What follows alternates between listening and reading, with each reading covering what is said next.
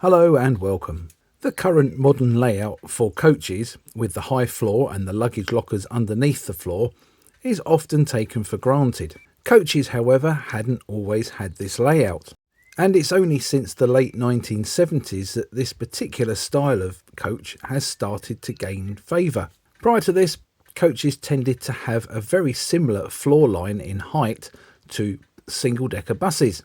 The one main difference between coaches and single-decker buses was, though, that the coaches tended to have a very large cavernous boot at the rear, where hopefully all the luggage would fit. Anything that didn't fit in the boot would be crammed onto the overhead luggage racks within the vehicle. And there certainly wasn't the look at health and safety like there is now. So if the coach went round a corner and your suitcase toppled off and kiboshed you on the head, it was all seen as a bit of a laugh. Something memorable that happened in a long, boring journey. And it was probably your fault anyway, because you hadn't put the suitcase up on the luggage rack properly. All a far, far cry from today's health and safety mad world. The boot would normally stretch from the rear axle to the rear of the vehicle, and was so big it involved rather interesting manoeuvres with a long-handled hook to try and get the last of the suitcases out. Now, on coaches that were used on things like National Express work, this took quite a lot working out, because you don't want the first suitcases to come off at the first stop to be buried right at the bottom of the boot. Now, it wasn't all like this. There were a few coaches that were around that did actually have small side lockers on them. But it's fair to say it wasn't until the late to mid 1970s, when the Plaxton Viewmaster arrived, that this design really started to come into its own. However, as the name suggests, the Viewmaster was more about using that high floor to give the passengers a better view. They still tended to have a massive boot and very limited space in the side lockers. With the influx of continental style bodywork, as well as the more modern designs such as the high floor Plaxton Paramount and the MCW Metroliner coach, in the late 1970s and early 1980s, we would start to see the boot as well as the side lockers taking more advantage of the space underneath the coach. Now, as I mentioned briefly, it wasn't always like this. There were a few exceptions to this rule, and this spawned the deck and a half coach. But these tended to be quite bespoke designs for very specific uses. When a band was travelling around the country and needed a vehicle that could carry its musical instruments, a deck and a half coach was the solution. And many of these bandwagons had this layout, which gave enough room at the back to carry all the musical instruments. Another specialist use for these vehicles was that of airside work, as it was known that you would get lots of luggage at an airport. Since the end of World War II, the international air traffic had been steadily growing. And one of these companies that was experiencing this boom was British European Airways, BEA for short. From the summer of 1947, they had contracted London Transport to operate their services from central London to the main three passenger airports at the time, which was Croydon, Heathrow and Northolt. These services were operated by a fleet of Comma Commando coaches, and this was to the deck and a half layout, the stepped up rear end providing adequate space for the luggage. However, as the passenger figures continued to rise of people using the air services, these smaller comma coaches found themselves a little bit overwhelmed and rather inadequate at carrying the loads that they needed to carry, especially as they only seated 18. And this resulted in British European Airways approaching London Transport for assistance in designing an appropriate vehicle to meet the new demand in passenger figures. Now, although the vehicles were owned by BEA, when they appeared they had a very distinctive London Transport look to them, the lower half being pretty much an RF. But that's really where the similarities finished. Whilst they were basically to a deck and a half design, there was no telltale drop in the roofline, and this gave them quite a flush modern appearance. The chassis was built by AEC and was a AEC Regal 4, the same as the RFs, although it was more in common with the Regal RF coaches. This time the bodywork was by Park Royal Vehicles, rather than the Metropolitan Camel Carriage and Wagon Company who bodied the RF buses. Internally, a lot of the styling and fixtures and fittings were the same as used on the RF coaches. The seat frames and the squabs were to the same design, and although internally they were a different colour scheme, it could be seen that they were directly related to the RF. Initially, an order for 50 coaches was placed, and they were delivered from April 1952 through to June 1953, and these were registered MLL 713 to MLL 762. The BEA coaches never carried any fleet numbers. They were known by their registration numbers throughout their service life. The first of the batch was also the first one ready for service. MLL 713 was handed over to BEA in April 1952, and it entered service the following month. BEA estimated they would get a 7-year life out of their coaches.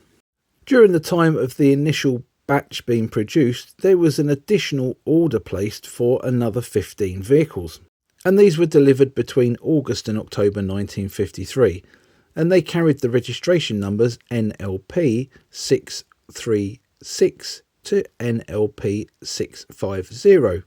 At the 1952 Commercial Motor Show at Earls Court, MLL 716 was exhibited alongside Central Area RF 330. When new, these coaches wore a very distinctive and classy livery of two-tone grey with a white waistband, not the colour scheme that is seen on this coach in the picture. This actually is a bit of a fictional livery, to be fair. The lower panels were painted a dark grey with a lighter grey around the upper panels. British European Airways fleet names were carried. In addition to this, on either side of the vehicle and on the front of the vehicle, there was a very stylish looking BEA crest. And cleverly, the crest on the front disguised the water filler cap for the radiator, in the same way that the bullseye on the RF disguised the radiator filler cap on those buses. The crests that were fitted to the side of the vehicle were also cast plate crests as well. Although when the coaches received their only overhaul in 1957, the side cast plate crests were removed and replaced by red and white transfers. Now I wonder where they ended up. I bet at least one mechanic would have had one of those crests on his toolbox. If you've ever seen bus mechanics' toolboxes, you'll know exactly what I mean. During their time in service, they did lead a little bit of a nomadic life, working around various garages in London. When the coaches were introduced, the main central London terminal for BEA was situated on the south bank at Waterloo. However, BEA soon opened up a new central London terminal at Gloucester Road in 1957, and that October would see the coaches transferred to operate from Shepherd's Bush Garage. However, their stay at Shepherd's Bush wasn't particularly long, as the space that they took up was required by buses being used in the trolleybus replacement programme. Coincidentally, this would see the former trolleybus depot at Hammersmith close, and the coaches were moved there. Again, this was to prove rather short term though, as the garage was due to be demolished as part of a road improvement scheme, and the coaches were moved yet again to the former tram depot at Chiswick High Road, which is now known as London United's Stamford Brook Garage.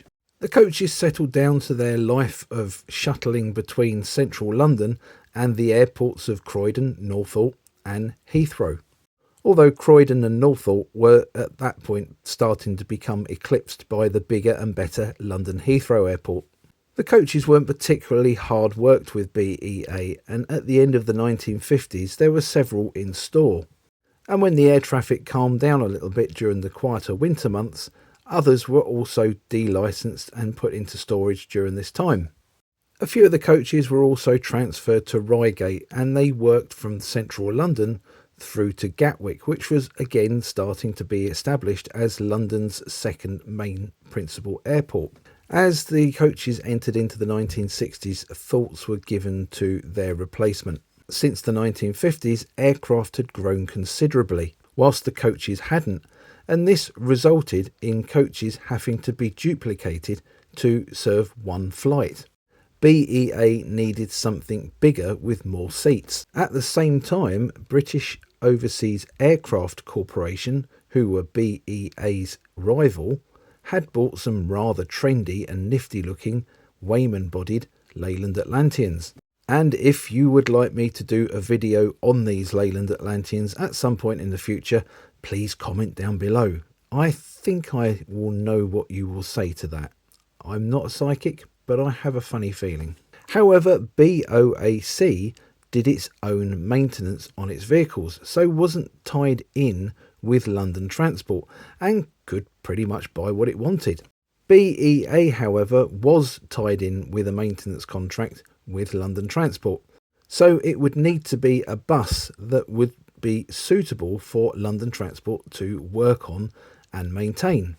It would have to fit into their maintenance schedules, and at the time they were taking vast quantities of AEC Routemaster buses.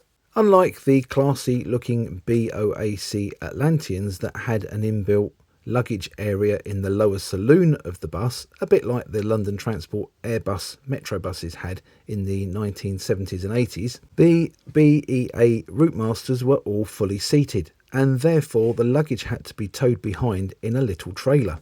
Now, I'm not going to go into this in too much detail because I again will be doing another video on this at a later date. I know that's something I always say on this channel, but honestly I am. Please keep watching, subscribe, and it will pop up in your feed at some point in the future. With the arrival of the Routemasters, the BEA RFs were retired from 1966 and 1967. However, MLL 740 was kept as a spare bus for the Routemaster fleet. It was fitted with flashing indicator lights rather than the trafficators that were originally fitted, and painted in a very trendy and gaudy tangerine livery. And this bus lasted until May 1973, and that's amazing considering it was only meant to have a 7-year lifetime, isn't it? Fortunately, there's a handful of these buses surviving right up until this present day. There's a few in preservation, but others found use as motorcar transporters, traveller homes and camper vans. 4 of them were bought by London Transport, who converted them into staff uniform issuing units, where they managed to clock up another 10 years service. And I believe at least one of the uniform store buses is preserved as a uniform store. So that, friends, is the story of the BEA RF type coaches. I'd love to read your comments and memories and thoughts about the coaches for BEA. Now, although I've seen several of these stunning coaches in the flesh, I've never ridden on one. Come on, tell me, are they smooth? Do they drive and travel as good as they look? Let me know. Comment down below. On a personal note, I would like to dedicate this video to my dad, Joe Bamford, who is a huge aircraft and aviation fan. In fact, he used to travel on the BEA fleet during their heyday, and we quite often reminisce about those times. He's now a successful published author on aviation history, and it's always good when you can do something you love as a form of work, as I know very well with these videos. Thank you so very much for watching this video. Please like and share this video, and don't forget to subscribe to my channel and hit that little notification bell as well. That way YouTube will let you know when I release my next video and you won't miss it. Thanks again for watching. Bye for now.